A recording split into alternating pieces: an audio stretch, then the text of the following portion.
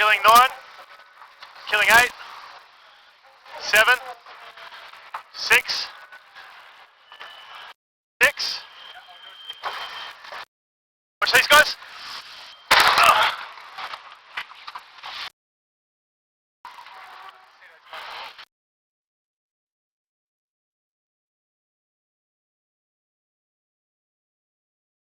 That's back of the. That's watch these guys.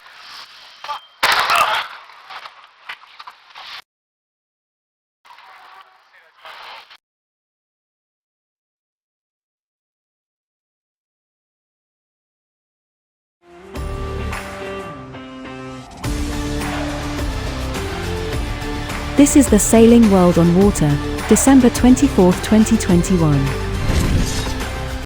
These are the highlights of the sport of sailing in the last 7 days. The Great Britain SailGP Team are out of the Australian Sail Grand Prix after a collision with the Japan SailGP Team in the final race of the opening day. As the team on board the British F-50 were focusing on closing down the gap to the American boat in the pre-start, they did not see the Japanese boat. That error resulted in a significant crash with both boats unable to continue racing, but thankfully no one was hurt. Under the rules, the British team were out of the event and offered their boat to the Japanese team led by Australian Outteridge. The Bacardi Winter Series and Bacardi Invitational Regatta are once again returning to Miami, USA for the 2021-2022 racing season. The season opener for 2021-2022 is Bacardi Winter Series Event 1, featuring racing for the J70 and Melges 24 fleets, from 18 to 19 December 2021. These are highlights from days 1 and 2. Sam Davies, through her Initiatives Car Sailing program, has saved the life of 342 children. Her current boat has saved 215, and after a huge Vendée Globe, where she crashed out, repaired her boat, and set out to chase the fleet after repairs were completed in Cape Town. Now it's time for a new boat for her and hope for more children. Another worthy organization in the IMOCA racing is 11th Hour Racing, who are involved in cleaning up the oceans. Their 2-boat team had mixed results last year. They released their top 11 moments of 2021. The French racing trimaran Actual was brought home to its base in Lorient for much-needed TLC. They are a well-oiled team who spring into action, and soon the boat is in pieces dockside. It's an impressive sight. Here is the confirmed route for the World Race, starting from Alicante in 2022. Now over to Sydney Harbour, and the chaos in the SailGP.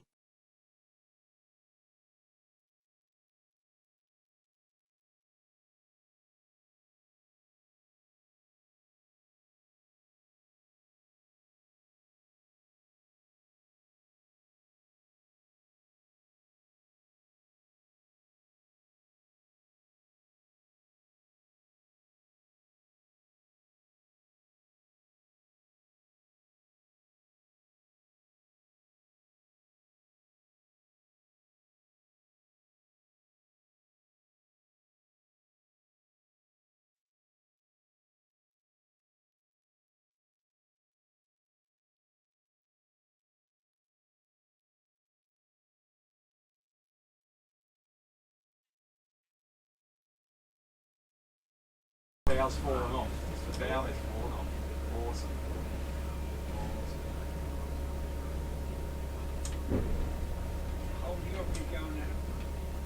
So as this race continues on, race number 3, we are able to now be joined by Nathan Outteridge on board Team Japan. And Nathan, from your perspective, what did you see?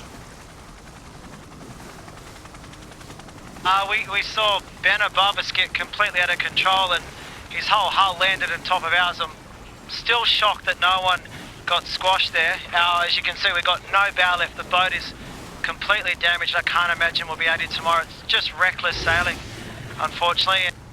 It really ended our day. Nathan, it's good to hear that everyone's okay, and that's in itself a miracle. But is this in a situation where you had nowhere to go? I mean, obviously you didn't see this coming. It's something that Ben wouldn't normally do. Well, you know, we had full right away being the leeward boat there, and you know, we could see the boats all coming down at us, and clearly he either didn't see us or just didn't expected us to give way to him. But it's definitely ruined our boat and ruined any chance we've got of winning this event. So it's extremely disappointing. We put a lot of hard work and bad first race today, really good second race, ready to capitalise on that, and now we're just hoping that this thing doesn't go to the bottom out here. All right, Nathan, take good care of everyone. We'll talk to you later on. Thanks for your time. Wow, you really could not write this, could you? As we come back to the water, talking not been able to write it, look at the boat speed on the Australian boat. Big lead. Wow, tight quarter racing, Ben. Everyone wants the same line. What happened out there? Yeah, we just didn't see the other boat. We were focused on America a little bit early for the start at the top end of the line. And the first time I was aware of Japan was someone said, "Oh, you got the other boat," which no idea they were there. So that's certainly our mistake, and I certainly hope all the guys on the Japan boat are okay. And yeah, frustrating for both teams. Ben, we just spoke with Nathan, and we'll just tell you right away, everyone's okay on the Japanese team. How about your squad? Is everyone okay? Anyone injured? And what's the state of your boat for possibly racing tomorrow? Yeah, that's really good to hear. Yeah, no, all of our team are fine. I don't know about the... Well, what can I say? Bacardi Miami, the perfect way to spend the week before Christmas. It's my first time sailing the Bacardi Cup, and I must say it's one of my favorite events that I've ever done. The venue is spectacular, the hospitality is spectacular, sailing conditions were amazing. We had a good variety. Yesterday was really windy. Today, a lot of ups and downs with the velocity, a lot of shifts, very challenging sailing conditions, but that's what makes it fun. You know, it was this was the first time this season we had the team together. So it was a great event to sort of get people melding together, get all the yelling out of the way at this event, of which there was a substantial amount, mainly directed at me. Since I'm relatively new to the J70 sailing scene, I have a lot to learn, but fortunately I have a lot of really good teammates who are able to help me develop and get better. So, you know, tons of fun, had a great time. Looking forward to the after-hour festivities here. Yeah, nice to be here again in Miami after 1 year missing last year. Was because of coronavirus, and we are really happy to be back in this warmth. You can imagine in Germany it's really cold weather right now. It's dark and foggy, and so we enjoy it really much to be here. The racing today, first day of racing, was really tricky and choppy, and with some different wind conditions. The wind changed in strength a lot. So a lot to do for me as a helmsman and for the crew to trim always, almost every time, trimming the mast. And so we had a lot to do today, but we are really happy with our results, making a first in the first race, also in the second. And then comes a squall in and hit us really badly in this situation. But we managed to get a good race in. So overall, we are really happy with this first day. We've just finished up the second day of the first Bacardi series, and as we were sailing in today, I think the thing I was the most proud of was how well I and the entire team responded to the varying conditions that we dealt with. High wind speeds, low wind speeds, no chop, and then a squall that came through. Now, I'll be frank, the squall actually helped us. We turned out to be in the right position, and we just took off downwind. And even though it was absolutely pouring rain, I have to say it was the most fun that I had the entire weekend. But with Taylor Canfield, Scott Ewing, Cole Brower, and Rich Peel on board, we just have a fantastic team that really understands how to make those mode changes. And if I were to point to one single thing contributing to our success this weekend, that would be it. Today was day one for the Bacardi Invitational Event 1 of the year here in Miami. It's great to be back racing in this warm weather. We had 3 races today, great conditions. Started off with 14, 16 knots from the east, and slowly as the day went by, the wind started dropping to 10, 12, and even less than 10 at the last race, and shifted right. And for us, we had a good day on Team Rowdy in the J70 class. We were the top 3 in all 3 races. Felt like the left side was working most of the time, although there were some clouds rolling through, like on the last race, for instance, where a big squall came and then the right worked very well. So it was not an easy day out there, not straightforward. Yeah, hi, I'm Pete Cunningham, sailing here in Miami on the J70s.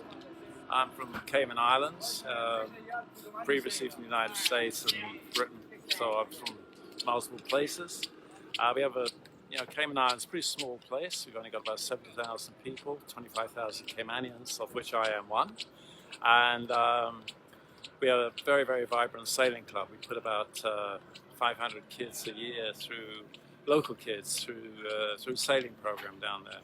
We've sent, fairly regularly, we've sent a sailor to the Olympics, boys and girls, Junior Olympics as well as the regular Olympics.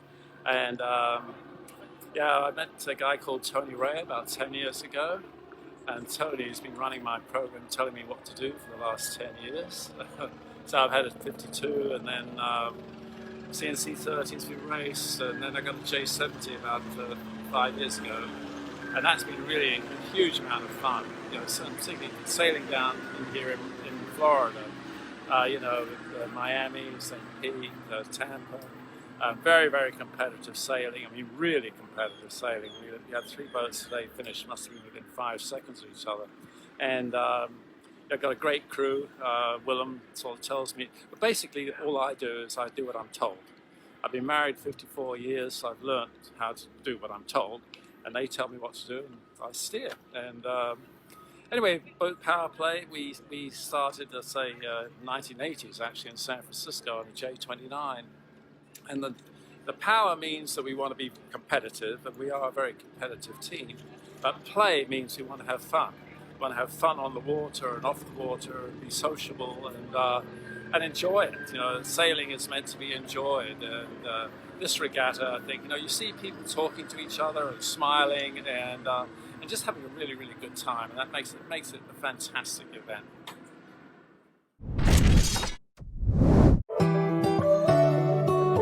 Ça fait 5 ans que je navigue avec Initiative Cœur 3. 5 ans, mais aussi beaucoup de milles.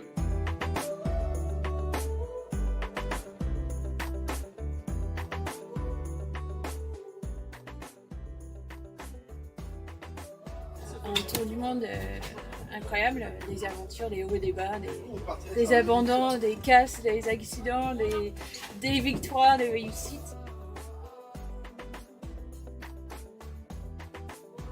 Je pense que les meilleurs moments, c'est le Vendée Globe de 2020. D'être dans le match, d'être performante sur toute la descente de l'Atlantique, jusqu'à mon accident. Et puis le pire moment, je pense que c'était au moment de mon accident où je me demandais si le bateau il allait couler. Bilan sportif, des chouettes résultats. J'ai réussi à être performante avec ce bateau qui est pas tout neuf non plus. On vient de faire une 5e place devant des bateaux neufs. Parfois frustrant parce que j'ai quelques abandons que je regrette, mais ça fait aussi la vie de la course au large. Et je pense que parfois si on n'a pas des erreurs ou des échecs ou des accidents, on pousse pas assez. Donc ça fait partie du côté sportif de ce projet. C'est sur les 342 enfants sauvés par le projet Initiative Cœur. Ce bateau a sauvé 215 enfants. C'est incroyable, donc bilan solidaire vraiment énorme. C'est génial et c'est pas fini. Donc ça fait beaucoup de souvenirs avec ce bateau. Quand même, je suis un peu attachée et peut-être en cachette tout à l'heure, je vais verser une petite larme, mais ça fait plaisir aussi qu'il va vers quelqu'un qui va continuer à faire vivre le bateau pleinement. C'est toujours cool quand on voit que notre bateau il va continuer des super courses. Quand on fait des belles résultats comme cette Transat Jacques Vabre, on réussit à sauver plus d'enfants. Donc c'est important pour le côté solidaire aussi de rester dans le match. Il y a beaucoup de bateaux neufs, beaucoup de bateaux récents dans la flotte maintenant. Et pour pouvoir rester dans le match, il faut changer de bateau. Et ça c'est génial aussi parce que moi je suis compétitrice. C'est vraiment un projet incroyable qu'on va vivre l'année prochaine, de découvrir ce nouveau bateau, d'essayer de l'apprendre, prendre en main, de le maîtriser, parce que c'est de la puissance en plus de maîtriser. Mais c'est important ici pour rester devant.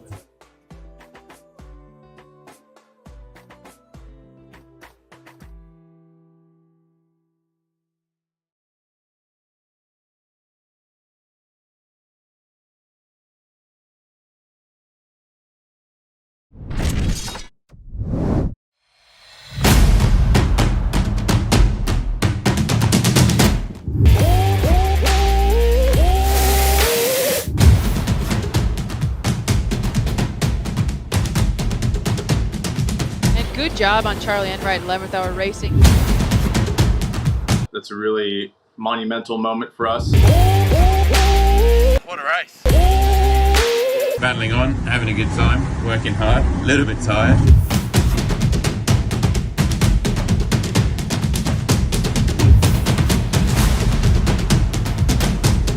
You know, we opened this shed for 18 months and then one day you leave it, so it's a big deal for us.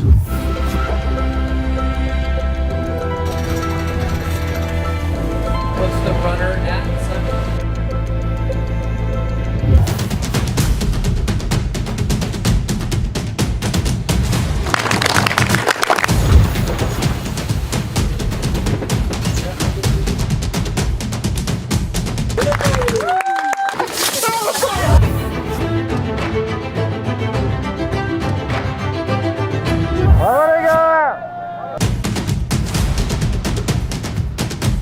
This race is a monster.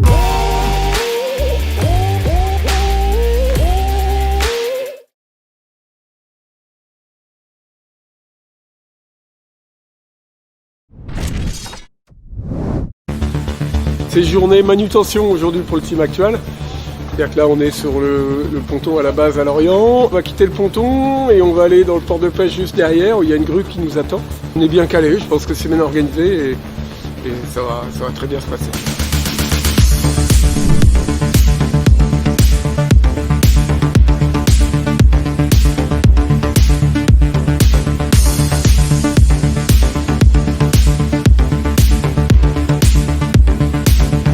Ça se resserre encore doucement. On va mettre un peu derrière, que pas beau. Ah, c'est choqué. Alors je sais plus si on mange avant, parce qu'il y a toujours une histoire de nourriture quand même dans chaque manute. Hein.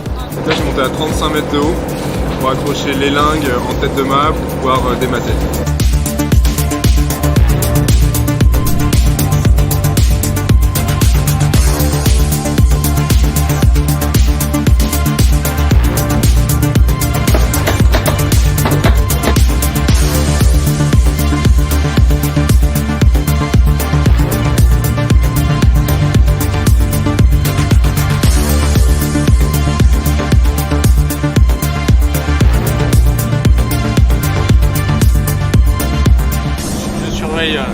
Surveille Christophe.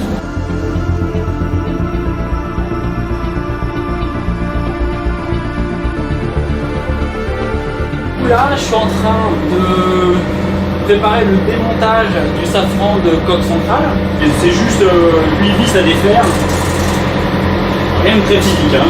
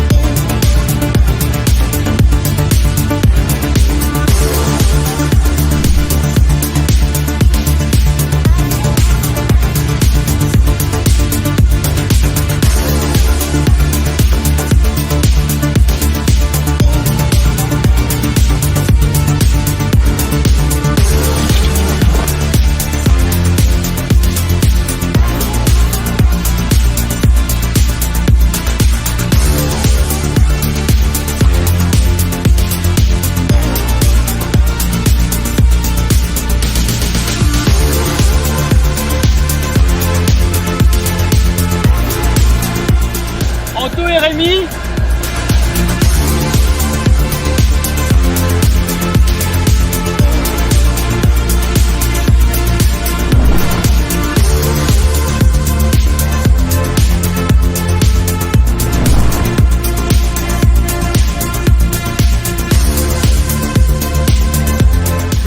Bonne journée, beau travail de préparation. En fait, c'est des journées où tout se passe bien, tout a été bien préparé avant, donc là, c'était parfait.